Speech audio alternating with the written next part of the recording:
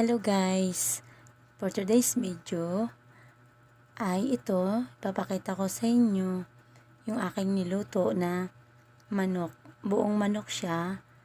Niluto ko siya sa toyo lang, parang pa-adobo style, pero buo ko po siyang niluto at nilagyan lang ng mga sangkap. Yan, siling green at lahat ng pampalasa. Ayan, tikman nyo guys. Subukan nyo, ang sarap. Para iwas prito, ang aming ginawa ay yang pinaupo sa kawali. Ayan guys, ito naman yung kanin. Gumagawa ba kayo nito? Mainit pa kasi yung kanin. Nilagay ko yung natirang lumpiang gulay dyan. May okra pa at may saging po yan na maruya. Nilagay ko lang dyan sa kaldero.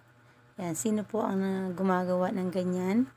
Ako po ay gumagawa ng ganyan. Nahinayang kasi ako dun sa init para mainitan pa yung pagkain.